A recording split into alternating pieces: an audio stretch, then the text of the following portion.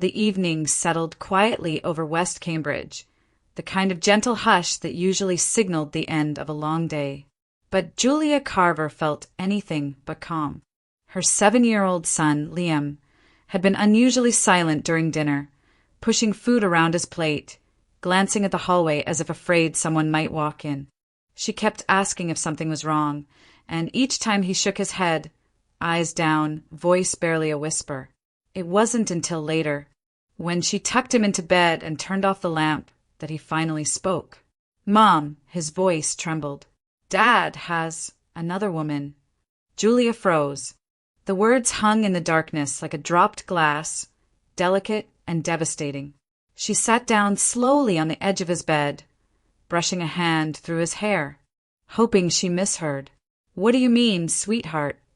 Liam clutched his blanket, eyes wide, frightened. He said, "When you go on your trip, I'll live with them. With him and her." He swallowed hard. "He promised I'd get a puppy and a new room." Julia felt her heartbeat stumble. For a moment, she couldn't find her breath, couldn't form a thought. The air in the room seemed too thin, too cold. She pulled Liam closer, reassuring him even as her own pulse roared in her ears. He pressed his face into her shoulder, relieved to finally say what had been weighing on him. She stayed beside him until he fell asleep, his small hand still clutching hers. When she finally stepped out into the hallway, the silence of the house felt heavy, wrong, unfamiliar.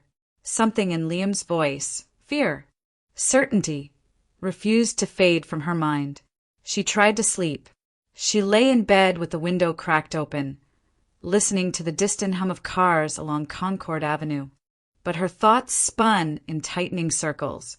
Over the past few weeks, Marcus had been coming home later, brushing off questions, smiling too quickly, always claiming long meetings with clients.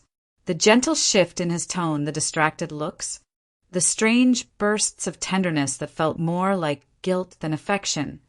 She had noticed all of it, but refused to interpret it. Now she couldn't ignore it at all. Near midnight, she sat up abruptly and reached for her laptop. Something tugged at her memory. Papers she signed after her surgery 2 months ago, when she could barely stay awake. Marcus had insisted she sign them quickly, murmuring that they were routine insurance updates. She hadn't questioned him then. She opened the folder. Her stomach dropped. Among the hospital forms were notarized documents. General power of attorney, broad and sweeping, handing Marcus authority over her accounts, property, and legal decisions. Her signature sat neatly at the bottom, steady but fogged with anesthesia. She pressed a hand to her mouth, the reality sinking in like water flooding a room. Liam's trembling confession, Marcus's recent behavior, and now this. The first wave of dread hit her fully, cold and merciless. Something was very, very wrong. The next morning, Julia moved through her routine with a kind of controlled numbness. She helped Liam tie his shoes, packed his lunch, kissed the top of his head, and watched him disappear into the school building. Only when he was safely inside did she exhale, fingers tightening on the steering wheel. The moment he vanished from sight, she finally allowed her mind to confront what she had been avoiding. Liam hadn't been confused. He hadn't imagined it. Marcus had promised him a life somewhere else, with someone else. Julia pulled into a quiet side street, shifted the car into park, and opened her phone. Her hands didn't shake.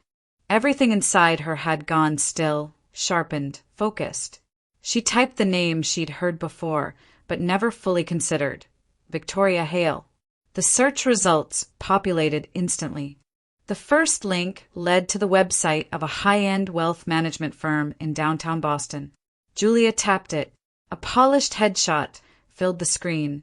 Victoria in a tailored navy suit. A perfect smile, the kind of professional confidence that photographed well. Under her name, partner, private capital management, family trusts, asset restructuring. Julia scrolled. The office address was in the exact same business complex Marcus had mentioned repeatedly over the past months. always with the same line: client meeting ran late, or long day at the center. Same building, same floor, same timeline. Her pulse didn't spike. Instead, something inside her clicked into alignment, like a lock opening one tumbler at a time. She kept scrolling. Public articles, interviews, conference panels. Victoria's career was clean, curated, perfect. But Julia wasn't looking for perfection. She was looking for history. She switched to image search. Halfway down the page, she froze. There they were, Marcus and Victoria, far younger, sitting close together in what looked like a college dorm room. Red plastic cups, crowded bookshelves, laughter frozen mid-moment. On the next photo, Marcus's arm was around her shoulders. Another one, Victoria leaning into him, both smiling, unmistakably a couple. Julia stared at the images, her thumb resting against the screen. These weren't harmless memories. Marcus hadn't just drifted into an affair with a coworker. This was a return, an old flame, reignited with precision and purpose.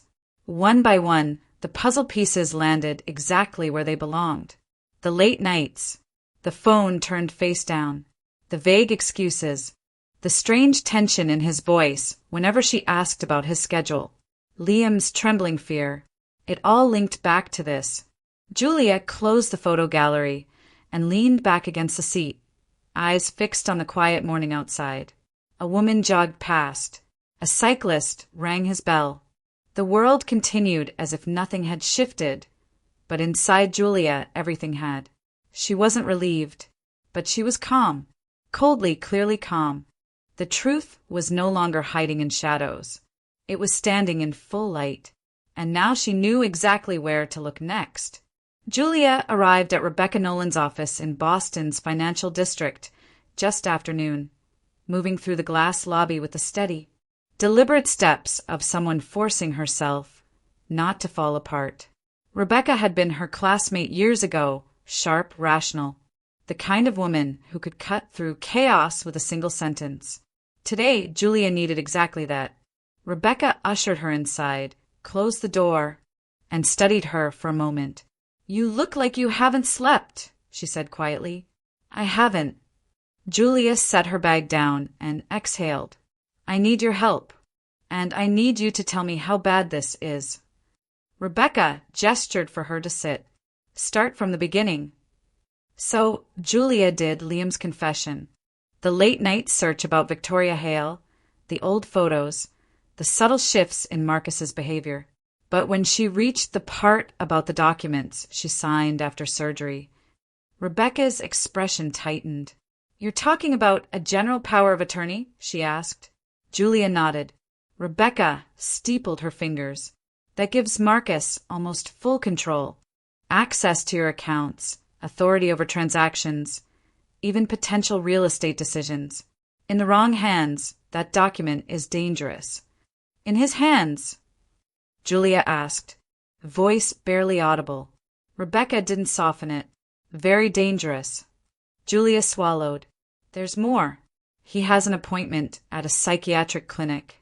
I found out it's the day after I'm supposed to leave for a business trip. I think he's planning to paint me as unstable." Rebecca leaned back, eyes narrowing as she connected the dots.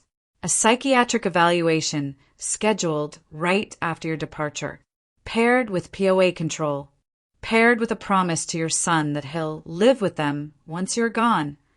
She shook her head slowly. "Julia, that's not coincidence. That's leverage being built. He told Liam he'd take him," Julia whispered. "Promised him a new room. A puppy." "That's emotional manipulation of a minor," Rebecca said flatly. "And further evidence he's preparing for a custody shift." Julia's hands tightened around each other. "Tell me what to do." Rebecca leaned forward, voice calm, precise.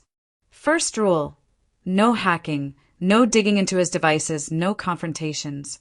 Everything you gather must be legally clean." Julia nodded. "You need verbal evidence," Rebecca continued. "His words, not your suspicions. Do you think he'll call Victoria from the house?" Yes, Julia said. He usually does after he showers at night. Good. Place your phone somewhere he won't notice. Let it record naturally. Don't interfere. Don't ask questions that guide him. The goal is for him to admit what he's doing, using the POA, planning transfers, moving Liam, coordinating with Victoria. Julia took a slow breath. I can do that. Rebecca reached across the desk, her tone steady. Julia, this isn't about panic. It's about facts. Gather them. Bring everything to me. Once we have his voice, we'll have something the court can't ignore. For the first time that day, Julia felt something close to clarity. The trap wasn't hers to set. It was his to walk into. That night, Julia moved through the house with deliberate calm, masking the tension that pressed against her ribs like a tightening band. The plan Rebecca had laid out echoed in her mind. No confrontation, no questions, no sudden shifts that Marcus might sense. The evidence had to come from him. After dinner, Marcus announced he was going to take a shower. His voice was light, almost cheerful, as if the past weeks had left no dents in their life. Julia nodded, pretending to scroll through her phone. The moment she heard the water running, she stood up. In the living room, beneath the mounted TV, a narrow shelf held a few framed photos and a small speaker. It was the place Marcus usually paced during his late-night calls. Believing the distance from the bedroom gave him privacy, Julia slipped her phone between a stack of magazines, screen facing inward, leaving just enough space for the microphone to remain unobstructed.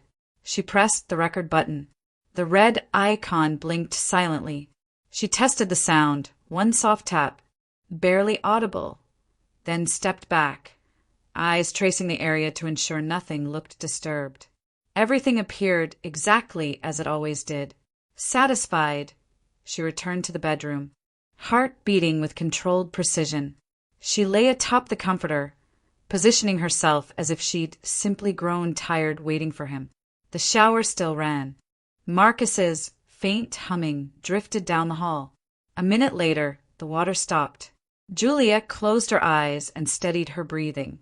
She heard him walk down the hallway, his footsteps familiar, unhurried. The living room light clicked on. She imagined him glancing at his reflection in the window, smoothing his hair, checking the time. Then came the sound she was waiting for, the soft buzz of his phone unlocking and the first dial tone. His voice shifted instantly, warmer, lower, intimate. Hey, he said. Yeah. She's leaving tomorrow. Early morning. Everything will be ready. Julia's stomach tightened, but she didn't move. She listened. Marcus continued, confident, self-assured. No, she hasn't questioned anything. She's completely in the dark. Once she's on that plane, we'll finalize the rest. The paperwork's in motion. The clinic appointment is set for the day after, so the narrative will hold. A pause. A faint laugh. Of course, I'm sure. She signed everything while she was still drugged after the surgery. It's all clean. And Liam, he'll adjust. I already told him. He just needs time. Julia felt a coldness spread through her chest. His voice wasn't hesitant or conflicted. It was certain, practiced, prepared. He spoke of her departure as if it were already a disappearance. He spoke of their son as if custody were a prize. He spoke of the psychiatric evaluation as if it were a tool. When his call ended, she didn't get up immediately. She waited until the house fell silent, until Marcus entered the bedroom and turned off the light, settling beside her with the same easy breath he always had. Only then did Julia understand the full truth. He wasn't slipping. He was planning. The following afternoon, Julia stepped into the quiet, wood-paneled office of Jonathan Pierce, a seasoned attorney whose reputation stretched far beyond Boston's financial district. Rebecca had insisted he was the one person who could navigate the kind of legal trap Marcus was constructing. One look at Jonathan, calm, gray-haired, eyes sharp as glass, and she understood why. He greeted her with a handshake that was steady but not soft. Rebecca filled me in, he said, but I want to hear your version. Julia took a breath and told him everything, from Liam's confession to the photos she'd found, to the phone call Marcus made the night before. When she reached the recording, Jonathan motioned for her to hand him the device. He placed his glasses on, leaned back, and listened in complete silence. Marcus's voice filled the room, confident, calculating, certain. Jonathan didn't interrupt, didn't flinch, but when the recording ended, he exhaled slowly and set the phone down. Well, he said, that's as clean as it gets. Julia folded her hands to keep them from trembling. What happens now? Jonathan tapped a pen against a legal pad. First, we revoke the POA. Immediately. It's your right under Massachusetts law, and once it's revoked, Marcus loses all authority. Bank access, signatures, real estate decisions. Everything. And the bank? Julia asked. We block him there too, Jonathan said. I'll prepare the filings for your accounts. Once the revocation hits the system, any attempt he makes will be flagged. You won't need to catch him. He'll catch himself. Julia nodded, her breathing steadying. Next, Jonathan continued, we track his movements. Legally. Cameras at the bank, cameras at your home. You're not spying on him. You're documenting what he chooses to do. She swallowed. He'll go to the bank. I know he will. Good, Jonathan said, voice even. Let him. The more confident he feels, the faster he walks into the wall. He flipped the legal pad to a fresh page. You'll also need distance. Safety. Emotional and physical. You mean leave the house? For now, he replied. We coordinate a departure. You pack a visible suitcase, make it look real. Marcus must believe you're away on business. Meanwhile, you'll stay in a safe location. I've arranged a place in Quincy. Discreet, quiet, secure. Julia hesitated only a moment before nodding. All right. Jonathan leaned back, folding his hands. Julia, listen to me carefully. You are not the one setting a trap. You are simply stepping aside so he can climb into the one he built. The words landed with a clarity she hadn't felt in days.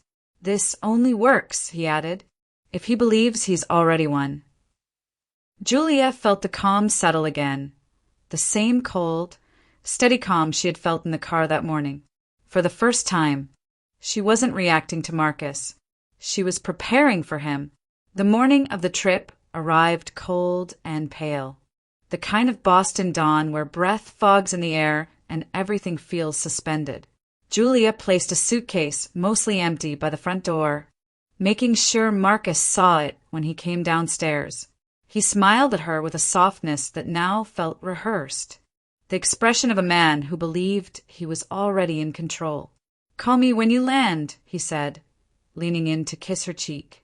His voice carried just the right balance of concern and casual affection. Too perfect, too polished.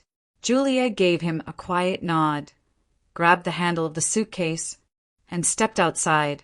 She didn't look back. Jonathan was waiting for her a few blocks away. Once she slid into his car, he pulled out and merged into traffic with practiced ease. The cameras are up, he said. Bank feed on one screen, your house on the other. Julia exhaled, tension loosening just a fraction. He'll text soon. He will, Jonathan agreed, and every word will matter. They drove to Quincy, where the safe house, a modest, discreet apartment, was already prepared. A small table, a coffee machine, a laptop open with 3 windows, one showing the bank entrance, one the front steps of her Cambridge home, and the third tracking time-stamped logs Jonathan kept meticulously. At 8:03 a.m., Julia's phone buzzed. Marcus, are you on your way? Everything okay? Jonathan tapped his pen lightly on the table. Tone, concerned husband. Note it. Julia didn't respond. At 8:47 a.m., another message appeared. Marcus, text me when you land. I'm worried. Perfect. Jonathan murmured, writing another note. Time, phrasing. Emotional positioning, he's building an alibi. Julia stared at the messages with a strange mixture of sadness and clarity. The man who once shared her bed was now performing empathy for a future audience, the court, the police, whoever he assumed he could fool. She slipped the phone face down on the table.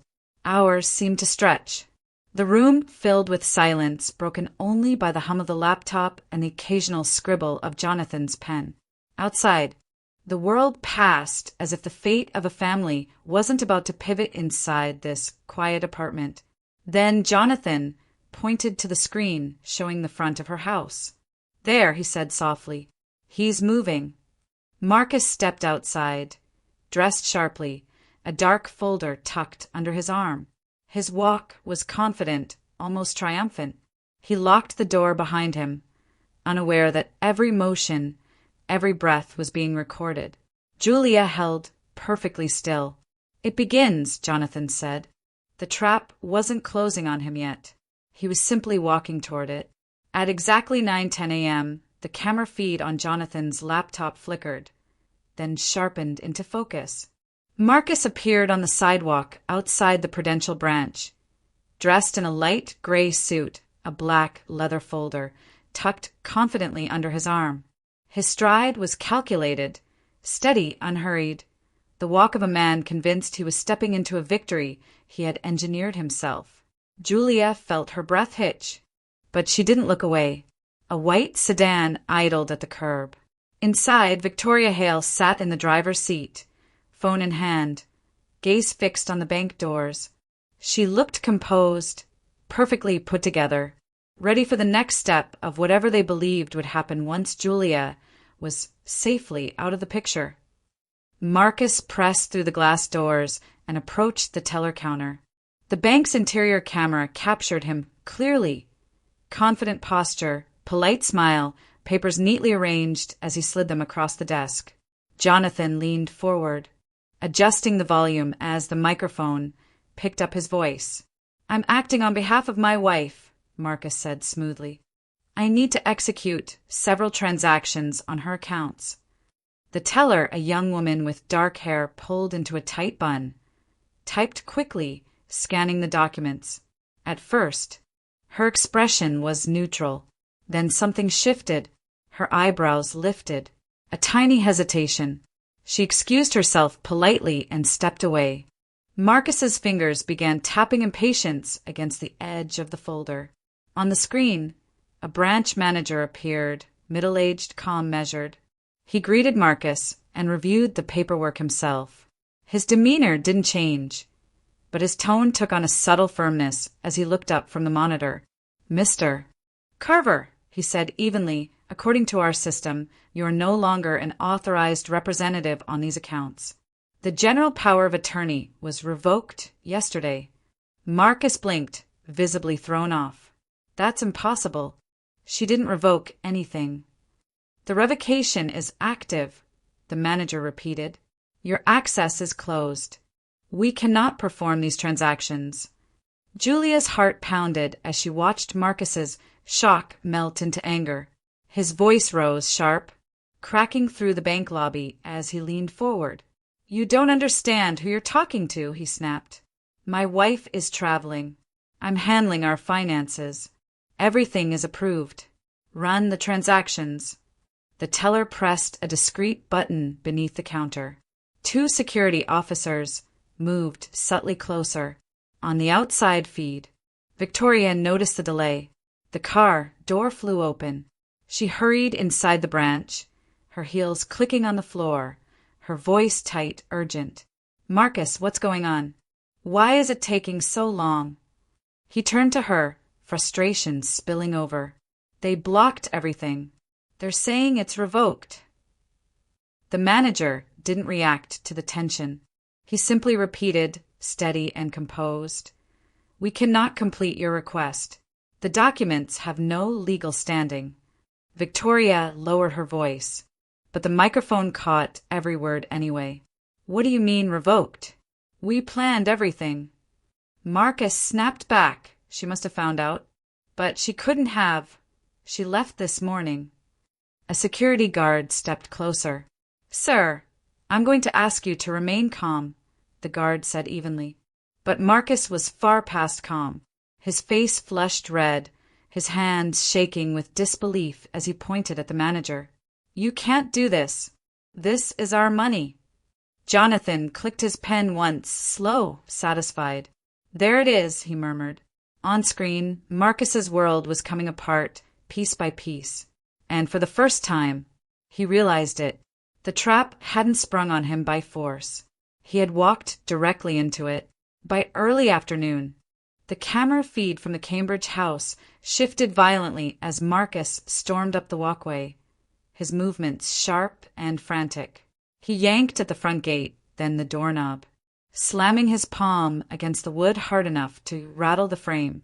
The microphone picked up every furious breath. Julia sat completely still in the Quincy safe house, watching him unravel on screen. Marcus slammed the door again. Julia, open the door. We need to talk. His voice was hoarse, cracking with a mix of panic and disbelief. He paced across the small front porch, hands flying through the air in wild, broken gestures. He tugged at his hair, checked his phone, kicked the step, then banged on the door again, each strike louder than the last. The calm, polished confidence he had carried at the bank was gone. Now there was nothing but rage and fear twisting his face. At 1:14 p.m., headlights appeared on the street camera.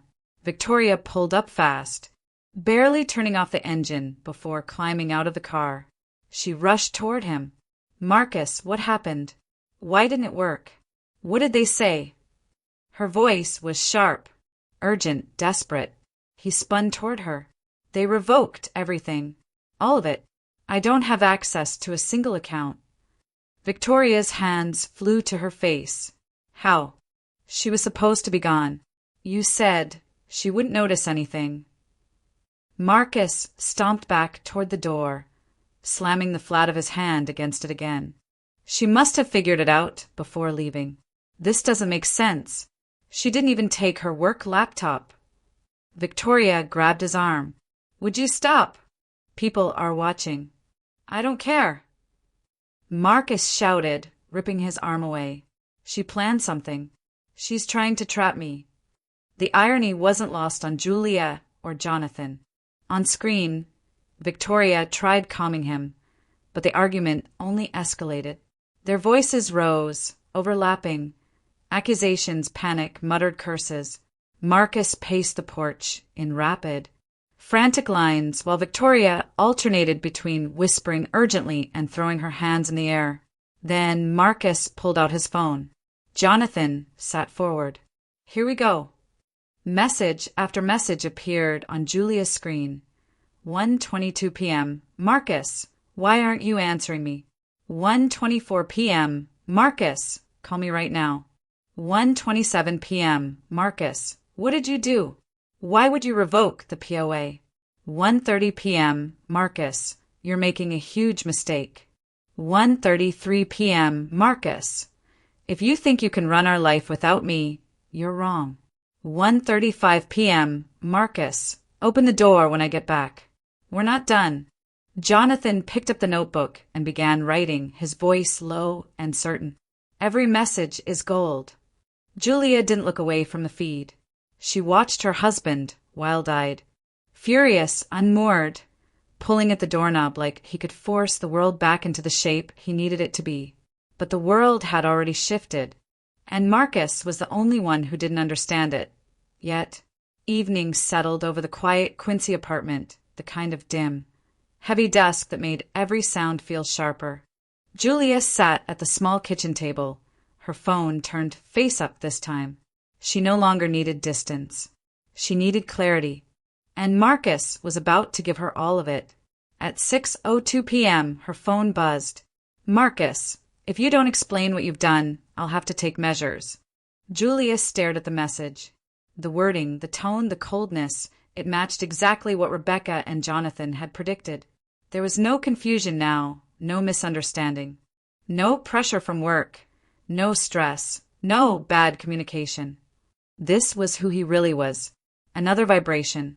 6:05 p.m., Marcus. You're ruining everything. Pick up the phone. She didn't touch it. 6:08 p.m., Marcus. I'm warning you. This is the last time I'll ask nicely.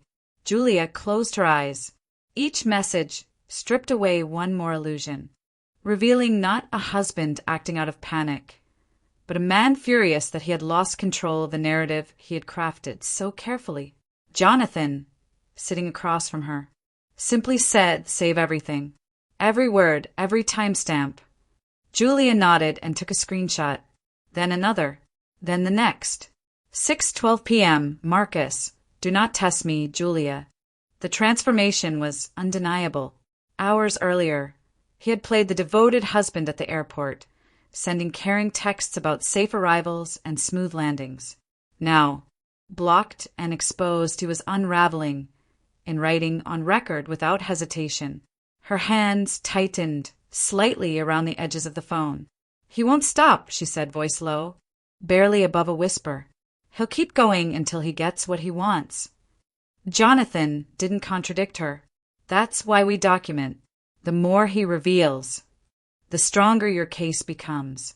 He's showing the court exactly who he is." Another vibration. 6:15 p.m., Marcus. I'm coming back tonight. Don't make me force an answer out of you. Julia felt the words settle like a weight in her chest, not because she was afraid, but because she finally understood the truth she had resisted for years. She had never been safe with Marcus.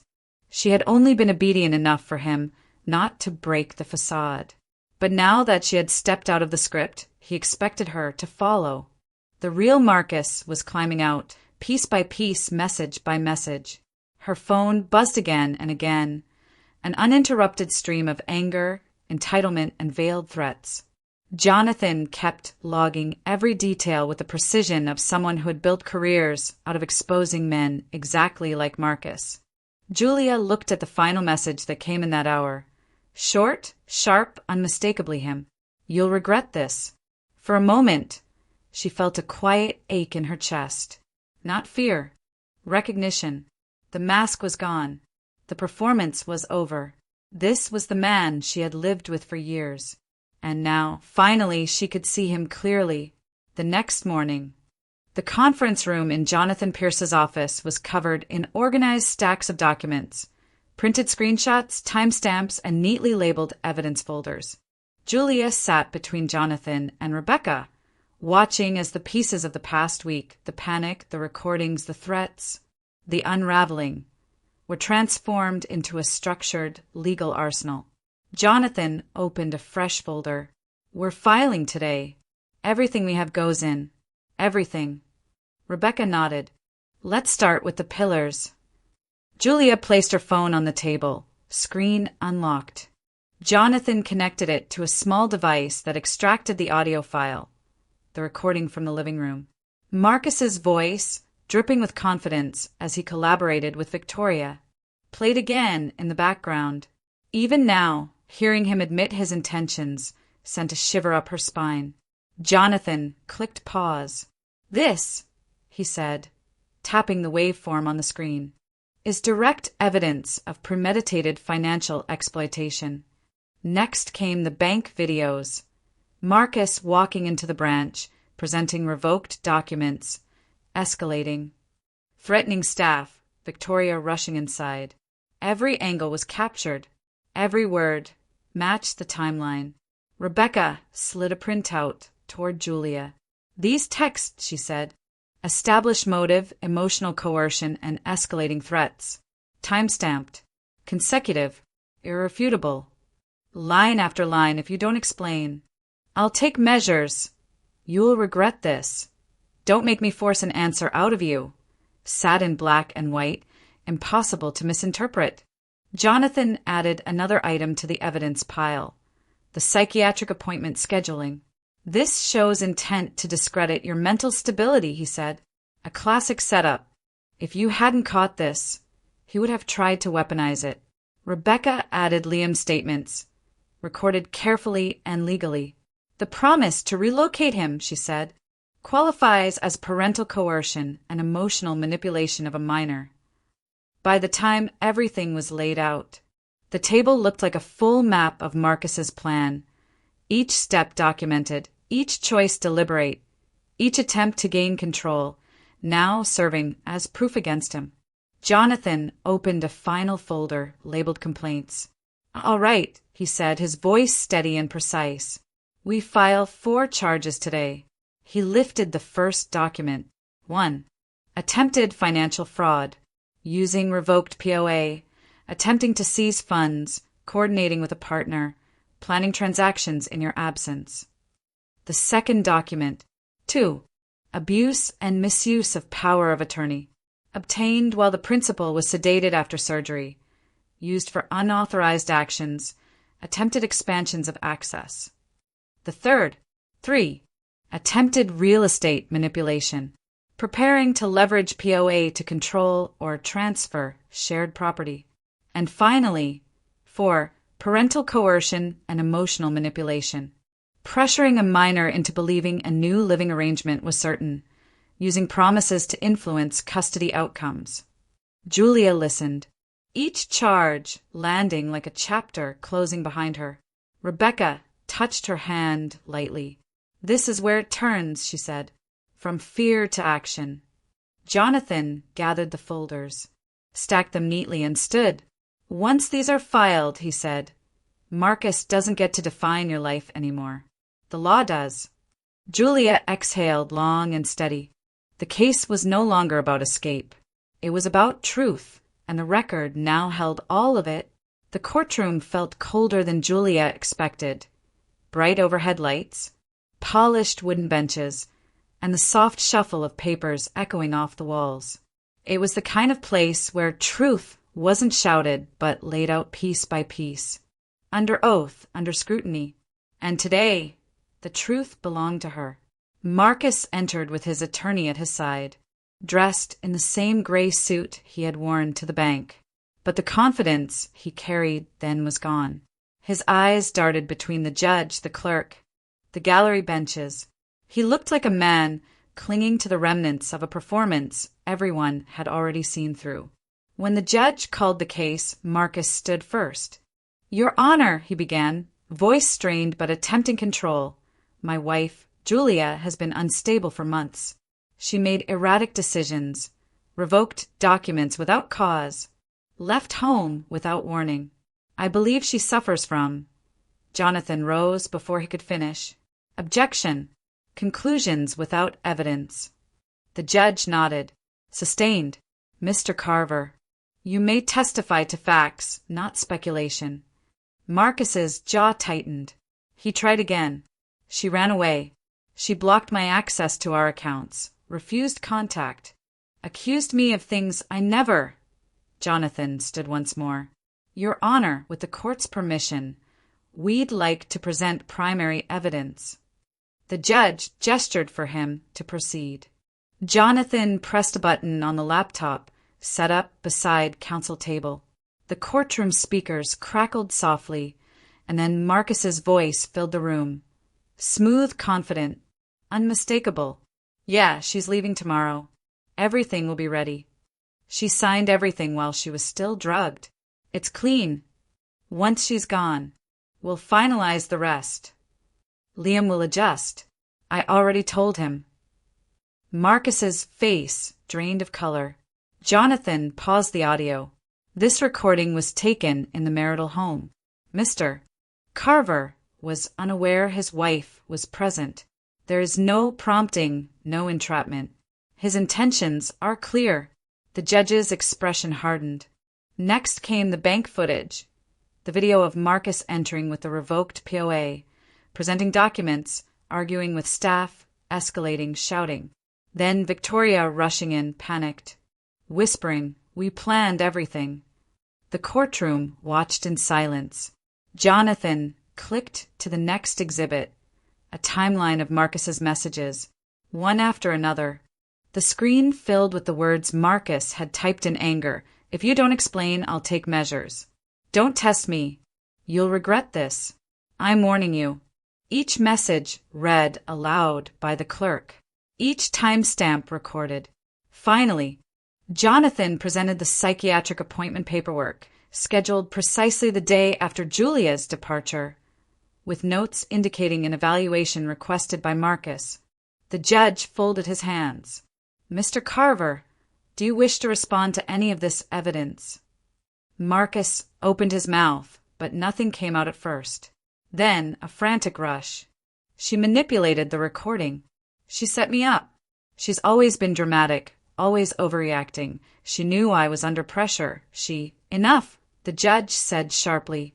The courtroom went silent. The ruling was swift, firm, and final. A temporary protective order.